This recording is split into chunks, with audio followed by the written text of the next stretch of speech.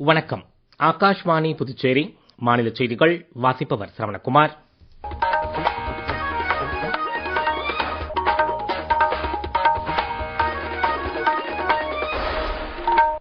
தலைப்புச் செய்திகள்.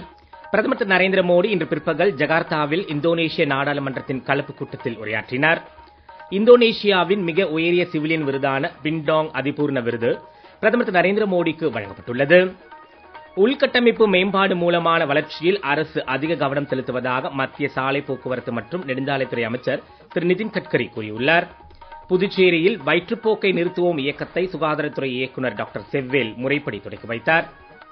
இனி விரிவான செய்திகள். பிரதமர் திரு நரேந்திர மோடி இன்று பிற்பகல் ஜகார்த்தாவில் இந்தோனேஷிய நாடாளுமன்றத்தின் கலப்பு கூட்டத்தில் உரையாற்றினார். இந்தியாவிற்கும் இந்தோனேஷியாவிற்கும் இடையிலான கூட்டாண்மை உறவுகள் தொடர்ந்து வளர்ச்சியடைந்து வருவதாகவும் பல்வேறு துறைகளில் ஒத்துழைப்பை வலுப்படுத்திக் கொள்ள இன்னும் ஏராளமான வாய்ப்புகள் இருப்பதாகவும் அவர் தெரிவித்தார். இந்தியாவும் இந்தோனேஷியாவும் ஒன்றாக நிற்கையில் ஜனநாயகம் மீதான உலகின் நம்பிக்கை அதிகரிக்கும் என்று அவர் கூறினார்.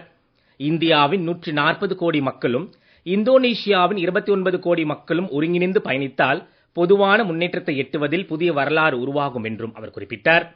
கூட்டு பணிக்குழு முறையில் தீவிரவாதத்தை எதிர்க்க இரு நாடுகளும் இணைந்து பாடுபட்டு வருவதாக பிரதமர் கூறினார்.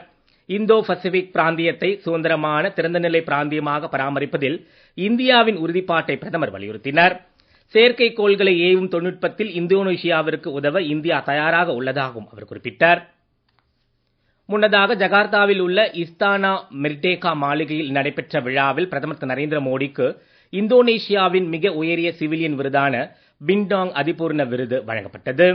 இந்தோனேஷிய அதிபர் திரு பிரபாவோ சுபியந்தோ பிரதமர் திரு நரேந்திர மோடிக்கு இவ்விருதை வழங்கி சிறப்பித்தார்.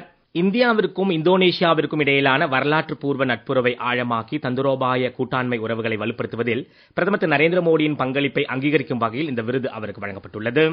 பிரதமரின் இந்தோனேஷிய பயணம் குறித்து கூடுதல் விவரங்கள். விருது வழங்கும் விழாவிற்கு முன்பாக இஸ்தானா மெர்டேகா மாளிகையில் பிரதமர் திரு நரேந்திர மோடிக்கு சம்பிரதாய வரவேற்பு அளிக்கப்பட்டது. பிரதமருக்கும் இந்தோனேஷிய அதிபருக்கும் இடையே பிரதிநிதிகள் நிலையில் நடைபெற்ற பேச்சுவார்த்தைகளில் வர்த்தகம், பாதுகாப்பு, கல்வி, சுகாதாரம், கலாச்சார பரிமாற்றம், டிஜிட்டல் தொழில்நுட்பம் உள்ளிட்ட துறைகளில் இருதரப்பு உறவுகளை மேலும் வலுப்படுத்திக் கொள்வது குறித்து விவாதிக்கப்பட்டது. இதைத் தொடர்ந்து இரு நாடுகளுக்கும் இடையே பல்வேறு உடன்பாடுகளும் கையெழுத்தாயின. தமது இந்தோனேஷிய பயணம் இந்தியா இந்தோனேஷிய உறவுகளில் புதிய அத்தியாயத்தின் தொடக்கம் என்று பிரதமர் திரு நரேந்திர மோடி அறிக்கை ஒன்றில் தெரிவித்துள்ளார். இரு நாட்டு மக்களின் செழிப்பிற்கும் இந்தோ பசிபிக் பிராந்தியத்தில் அமைதி, வளர்ச்சி மற்றும் ஸ்திரத்தன்மையின் மேம்பாட்டிற்கும் ஒருங்கிணைந்து பாடுபட இரு நாடுகளும் உறுதி பூண்டுள்ளதாக அவர் மேலும் கூறியுள்ளார். இந்தோனேஷிய அரசால் விருது வழங்கி சிறப்பிக்க பெற்றுள்ள பிரதமர் திரு நரேந்திர மோடிக்கு திரு ராஜ்நாத் சிங், டாக்டர் ஜெய்சங்கர், திரு தர்மேந்திர பிரதான் உள்ளிட்ட மத்திய அமைச்சர்களும் மக்களவைத் தலைவர் திரு ஓம் பிர்லா உள்ளிட்ட தலைவர்களும் வாழ்த்து தெரிவித்துள்ளனர்.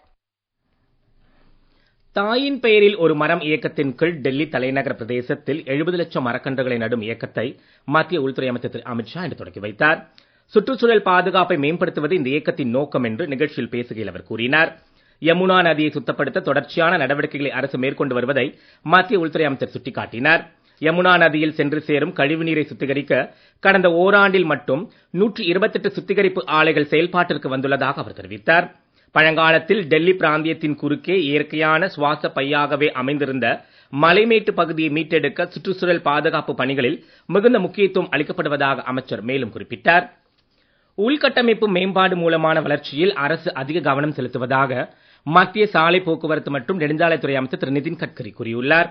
இன்று புதுடெல்லியில் விக்சித் பாரத் மாநாடு ஒன்றில் உரையாற்றிய அவர் ஜம்மு காஷ்மீரில் ஜோஜிலா சுரங்கப்பாதை, உத்தரகாண்டில் கேதார்நாத் கயிற்றுப்பாதை போன்ற திட்டங்களால் காஷ்மீர் முதல் கன்னியாகுமரி வரை சாலை போக்குவரத்து இணைப்புகள் வலுப்பட்டு வருவதாக கூறினார். தேசத்தை கட்டியெழுப்பும் பணிகளே ஆட்சி நிர்வாகத்தின் ஆணிவேராக இருக்க வேண்டும் என்றும் அரசியலை சமூக பொருளாதார மாற்றங்களுக்கான கருவியாகவே பயன்படுத்த வேண்டும் என்றும் அமைச்சர் வலியுறுத்தினார். காசநோய் இல்லா இந்தியா இயக்கத்திற்கான ஆதரவை வலுப்படுத்துவது குறித்து மத்திய சுகாதார அமைச்சர் திரு ஜே பி நட்டா இன்று புதுடெல்லியில் மத்திய தொழிலாளர் துறை அமைச்சர் டாக்டர் மான்சுக் மாண்வியா, பாதுகாப்புத்துறை இணையமைச்சர் திரு சஞ்சய் சேத் ஆகியோருடன் உயர்நிலைக் கூட்டம் நடத்தினார். காசநோயை முற்றிலுமாக ஒழிக்க அரசின் எல்லா துறைகளும் முழுமையாக ஈடுபடுத்தும் அணுகுமுறை அவசியம் என திரு ஜே பி நட்டா வலியுறுத்தினார். காசநோய் இல்லாத இந்தியாவை உருவாக்குவதில் இளைஞர்களுக்கும் முக்கிய பங்கு இருப்பதால் என்சிசி, என்எஸ்எஸ் மற்றும் மைகவ் இணையதளம் மூலம் தன்னார்வ தொண்டர்களை ஒன்று திரட்டி தேசிய அளவிலான இயக்கத்தை தீவிரப்படுத்த வேண்டும் என்றும் அவர் கூறினார். நீங்கள் கேட்டுக்கொண்டிருப்பது மாநில செய்திகள். நேயர்கள் ஆகாஷ்வாணி செய்திகளை உடனுக்குடன் தெரிந்து கொள்ள எமது புதுச்சேரி மண்டல செய்திப் பிரிவின் சமூக ஊடகங்களான @AIR_News_புதுவை என்ற எக்ஸ் பக்கத்தையும், all India radio news Puducherry என்ற பேஸ்புக் பக்கத்தையும், @RNU புதுச்சேரி என்ற யூடியூப் சேனலையும் அணுகலாம்.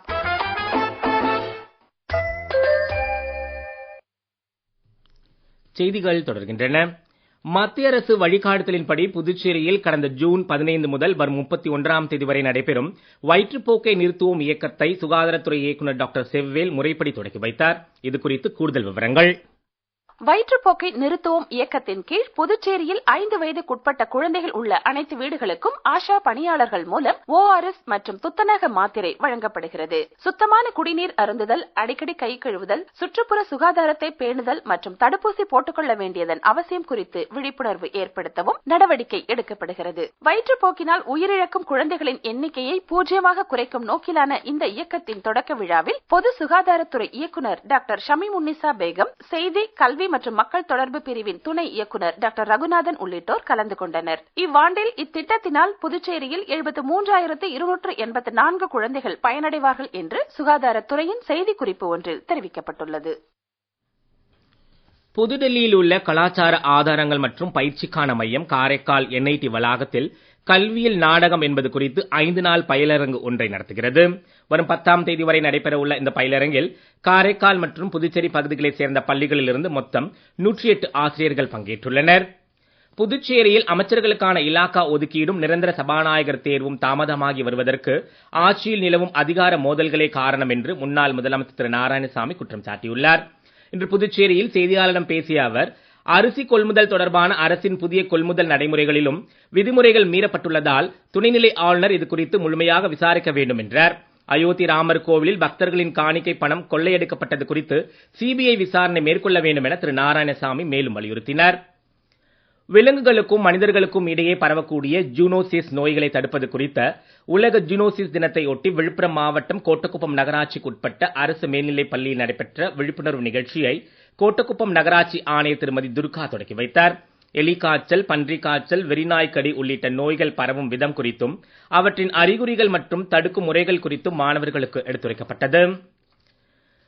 3ஆம் ஆண்டு Puducherry premier league 20 over cricket போட்டிகள் துத்திப்பட்டு CK மைதானத்தில் இன்று தொடங்கியுள்ளன. இன்று மாலை நடைபெறும் முதலாவது போட்டியில் கடந்த ஆண்டு முதல் 2 இடங்களை பெற்ற வில்லியனூர் மோஹித் கிங்ஸ் அணியும் மாஹே ஸ்ட்ரைக்கர்ஸ் அணியும் மோதுகின்றன. புதுச்சேரி மற்றும் நாட்டின் பல்வேறு பகுதிகளைச் சேர்ந்த 6 அணிகளுக்கு இடையே டபுள் ரவுண்ட் ராபின் முறையில் மொத்தம் 34 போட்டிகள் இத்தொடரில் இடம்பெற உள்ளன. லீக் போட்டிகள் வரும் 22ஆம் தேதி முடிவடைந்த பின்னர் இறுதிப் போட்டி வரும் 26ஆம் தேதி நடைபெறும். போட்டிகளை காண நுழைவு கட்டணம் இல்லை என்றும் அறிவிக்கப்பட்டுள்ளது. புதுச்சேரி பிரீமியர் லீக் போட்டிகளை இம்முறை ஸ்டார் ஸ்போர்ட்ஸ் 1 தமிழ் அலைவரிசை மற்றும் ஜியோ ஹாட்ஸ்டாரில் நேரடியாக ஒளிபரப்பாவதும் குறிப்பிடத்தக்கது. காற்றழுத்த தாழ்வு பாதை காரணமாக இன்று மேற்கு தொடர்ச்சி மலை மாவட்டங்களில் ஓரிரு இடங்களில் பலத்த காற்றுடன் கூடிய மிதமான மழை பெய்யக்கூடும் என சென்னை வானிலை ஆய்வு மையம் தெரிவித்துள்ளது. தமிழகத்தின் இதர பகுதிகள் மற்றும் புதுச்சேரி, காரைக்கால் பகுதிகளில் லேசான மழைக்கு வாய்ப்பிருப்பதாகவும் வானிலை அறிக்கையில் தெரிவிக்கப்பட்டுள்ளது. வரும் 13ஆம் தேதி வரை மழை நீடிக்கலாம் என்றும் எதிர்பார்க்கப்படுகிறது. சூறாவளி காற்றுக்கு வாய்ப்பு அதிகம் உள்ள தமிழக கடலோர பகுதிகள், வங்கக்கடல் பகுதிகள் மற்றும் அரபிக்கடல் பகுதிகளுக்கு மீனவர்கள் செல்ல வேண்டாம் என அறிவுறுத்தப்பட்டுள்ளனர். ஜம்மு காஷ்மீரில் வருடாந்திர அமர்நாத் யாத்திரையின் 5ஆம் நாளான இன்று இதுவரை அமர்நாத் பனிக்குகையில் தரிசனம் செய்துள்ள பக்தர்களின் எண்ணிக்கை 1 லட்சத்தை தாண்டி புதிய மைல்கல் எட்டப்பட்டுள்ளது. அடுத்தடுத்த குழுக்களாக யாத்திரை மேற்கொண்டு வரும் பக்தர்களுக்கான பாதுகாப்பு மற்றும் இதர வசதிகள் விரிவான முறையில் செய்யப்பட்டுள்ளன. யாத்திரைகள் நிலவரங்களை அதிகாரிகள் தொடர்ந்து கவனித்து வருவதாகவும் அரசு தரப்பில் தெரிவிக்கப்பட்டுள்ளது.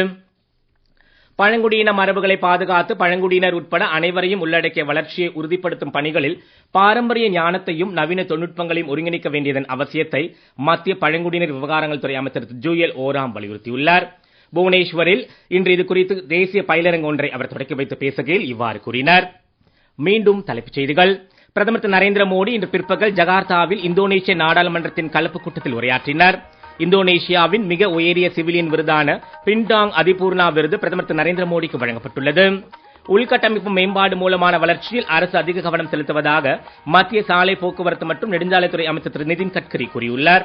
புதுச்சேரியில் வயிற்றுப்போக்கை நிறுத்துவோம் இயக்கத்தை சுகாதாரத்துறை இயக்குநர் டாக்டர் செவ்வேல் முறைப்படி தொடக்கி வைத்தார். இத்துடன் இந்த செய்தி அறிக்கை நிறைவு பெறுகிறது. வணக்கம்.